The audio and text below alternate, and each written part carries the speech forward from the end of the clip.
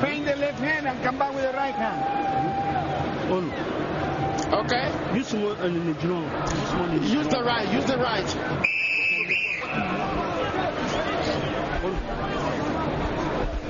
So Jim Gray had it right about the left. This is a rough break for Joshua Clottey, who was just superb over those first 4 rounds. Just an awful break, a tragic turn of events for Joshua Clottey, particularly knowing how he started out this fight. Let's see if he can get by with just the right hand. He did throw a jab there, and obviously, you know, when your hand is hurt, you'll throw it if you can, hoping not to injure it more. You have to show it to your opponent at the very least. And the part about this is Clottey just relies on that punch so much. The left is his major weapon. He has a decent right and was landing it earlier, but that's his money punch. So.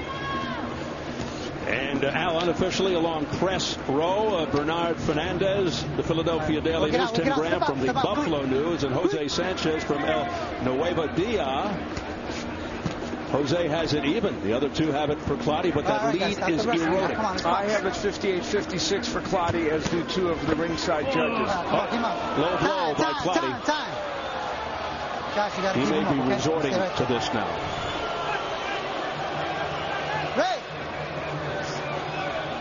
He's giving time to Margarito to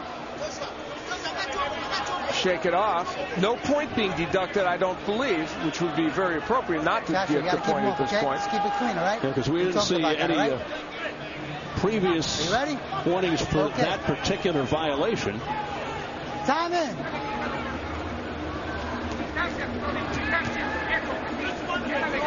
Of course, he had 5 minutes to recover.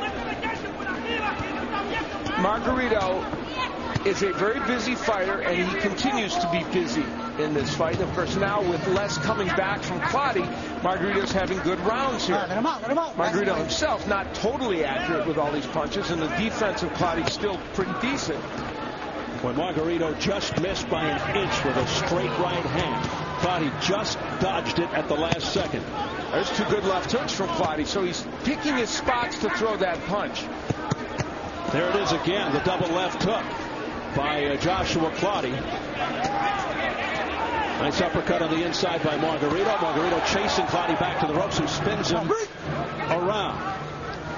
Well, you can feel the shift in this fight. It's so dramatic and so obvious that since that injury, Clottey has just not been able to do enough offensively, and Margarito does what he does, which is be a very aggressive fighter. Look how Margarito's squaring himself up. That stuff Clottey was taking advantage of in the first 4 rounds. Now he's not. And the crowd must be wondering, because they don't know about Clottey's left hand injury, what has happened to Joshua Clottey. Maybe they just think he's run out of gas. But there's a good left hand by Clottey, despite the problem. To the head, he's got 2-3 in a row there to the jaw of Margarito. The right side of Margarito's face getting very red. Well, it's a good round for Margarito, but Clottey has done his work, and there's a low blow by Margarito. So it's... And there's the bell.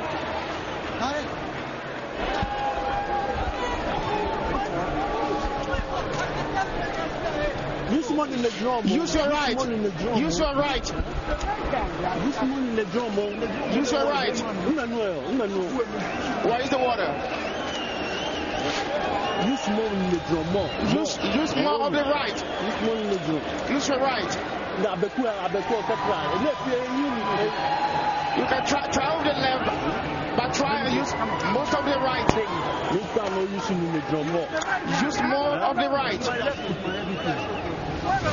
All right, we get the message in that corner. This is where that's very low from Clottey. And, of course, that was when they gave some time to Margarito. And the left hand, while he could use it sparingly, did use that punch a little bit. You see how he's slapping with it, though, and that's part of the problem. And then Margarito will get in his low blow, left hook that also strays south of the border. Almost like a broken record out. Kwame Asante in the corner of Clottey. His trainer just repeating, use the right. He doesn't have much recourse. Apparently his left hand is damaged, although he did unleash it a couple of times and effectively in that last round. Margarito using that jab, which he wants to use. It's a very important weapon for him in this fight. Now it's been effective. Trying to keep Clottey at bay. Well, the other part that's too bad about this injury is it's kind of affected the action of this fight in terms of its appealing nature. Good body shots by Margarito. And now Clottey coming back with both hands. Disregarding his trainer's instructions, he is still using the left. He used it again just now. Good body work by Margarito. He has done a good job working downstairs in this round. Put your hands in there. Well, that's what he's known for, the accumulative effect. He breaks you down, he wears you down. It takes a little more time than perhaps some people would like, but he ultimately gets it done. Oh, nice launching left hook to the neck. And then on the inside, uppercuts to the body by Margarito.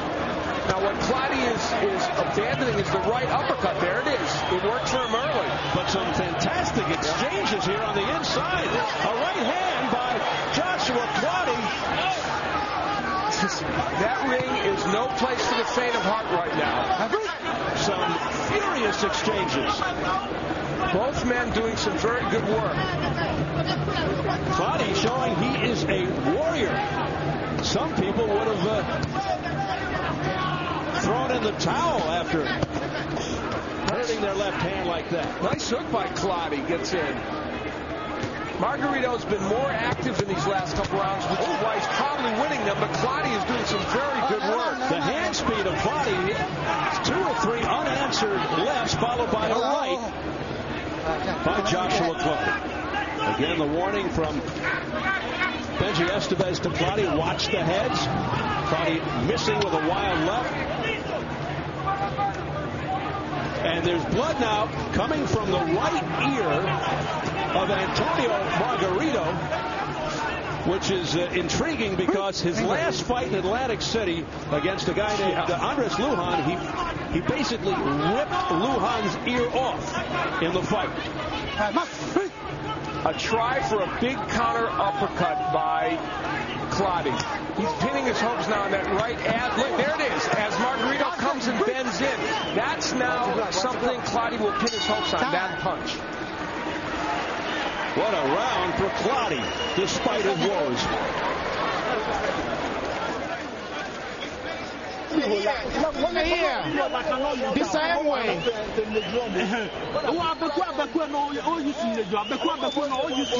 Left and right. Side him with the left and use the right. Eat the chin. It's just rubbing your body like a